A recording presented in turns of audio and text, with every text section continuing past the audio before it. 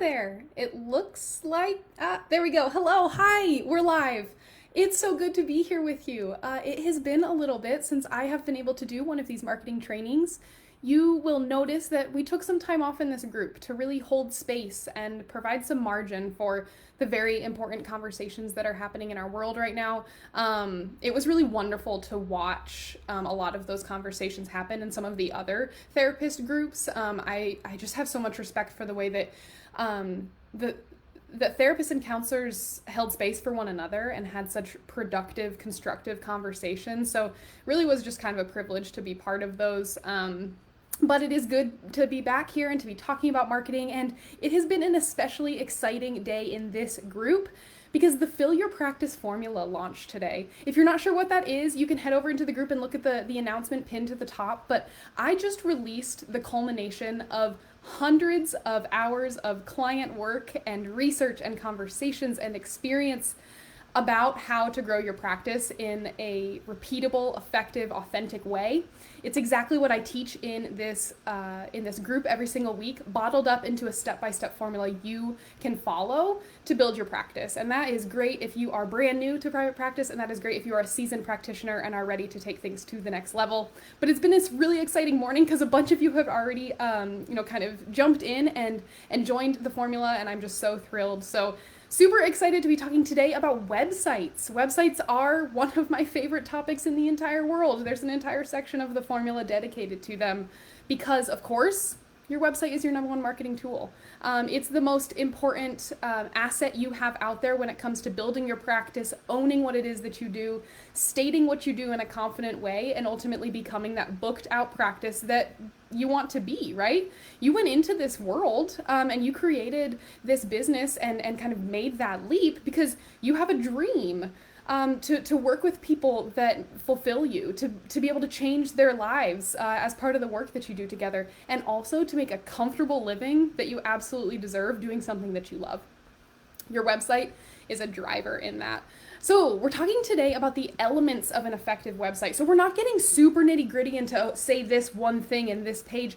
We're talking about concepts. We're talking about when I sit down for a website audit with a client, or I sit down in a strategy session to review a website for the first time, what am I looking for to know if this website is probably doing its job? And when I sit down with a client after we have worked together, or am speaking with a clinician for the first time that is seeing the results that they want, what is common between their websites? What have they done well, or what have we been able to do well as part of working together? So we're going to go through 4 big concepts and kind of dial down into what some examples of those things are, as well as 3 pitfalls to avoid that I see so many clinicians fall into, and ultimately it costs them when it comes to their website. So let's dive in.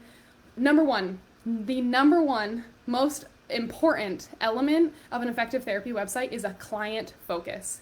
I don't know how many times you need to hear this or I need to say this, but your website is not about you. Even if your practice, title is your name, even if you're the sole owner or you are the leader of a group practice, it's not about you. Your website is about your clients. And so often I will land on a website that appears as a billboard for the clinician instead of this picture that they're painting that a client can see themselves in.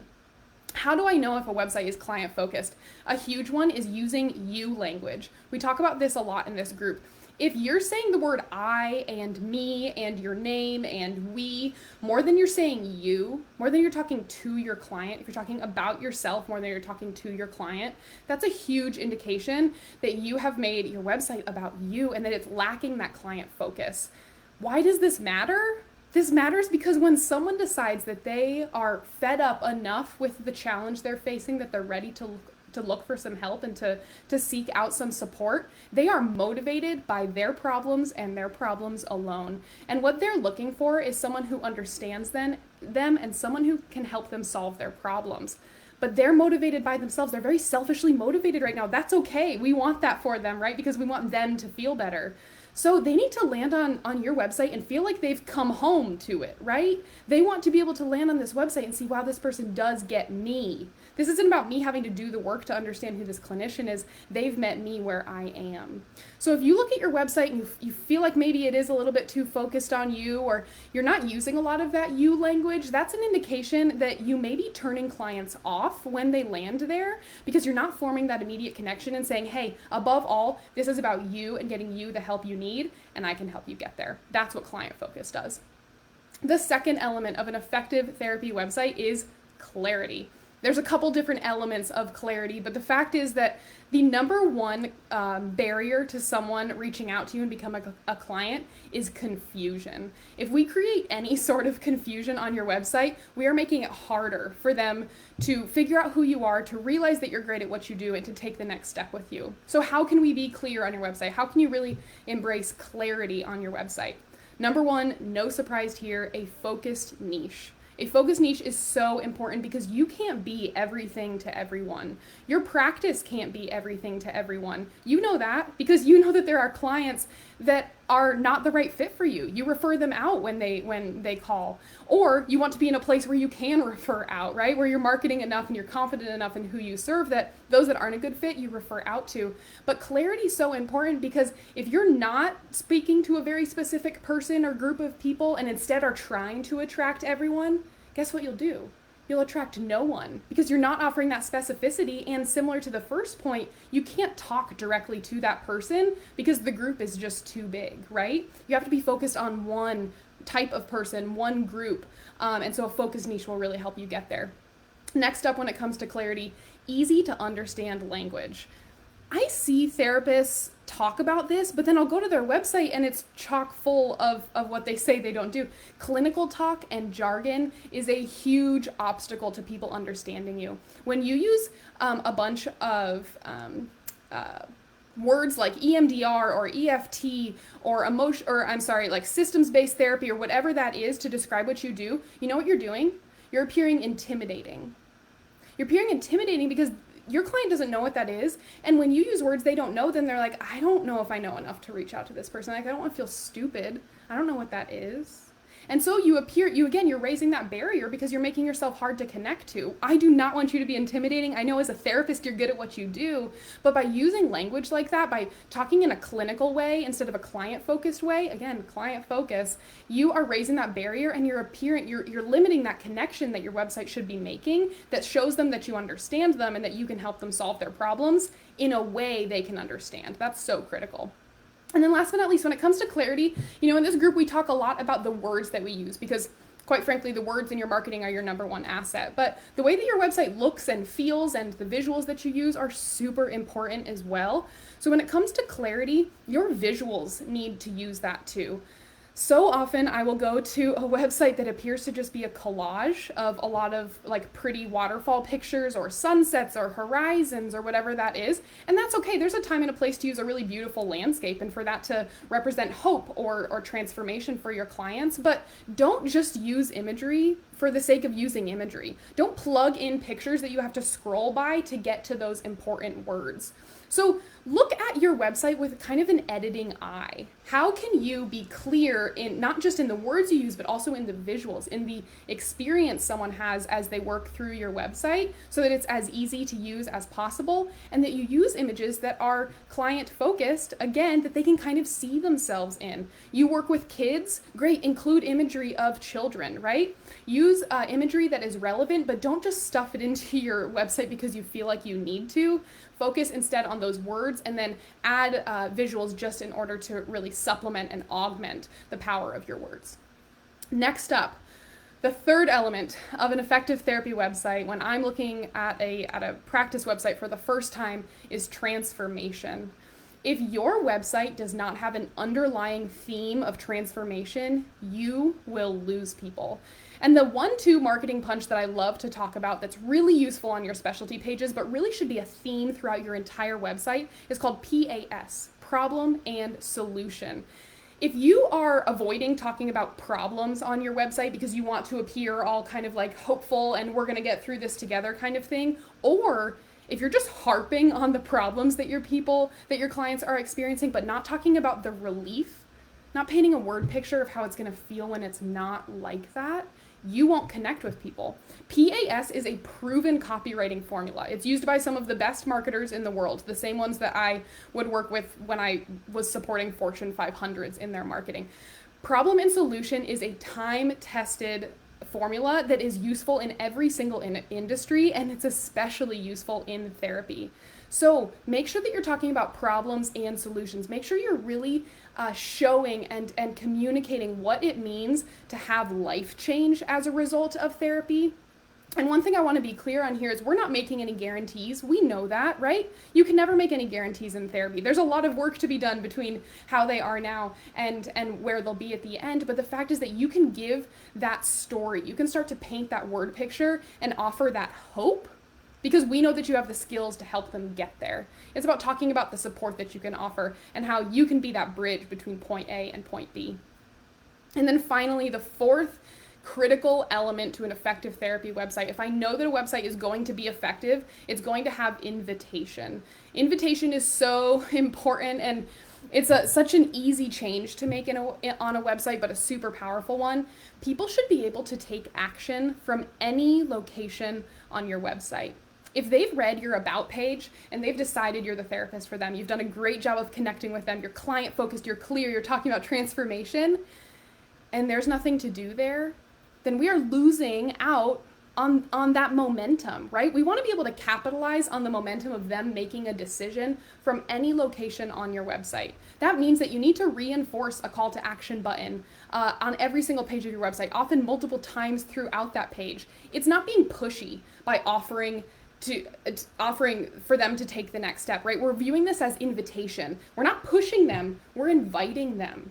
You have described problem, you have described solution, you've introduced yourself, you've talked about how you can help them. Now invite them to take the next step. The analogy I love to use is if someone was telling you about a really wonderful party that they're throwing, and then you don't get an invite. Are you gonna go to the party? Absolutely not, you're not, right? Invite them into the next step.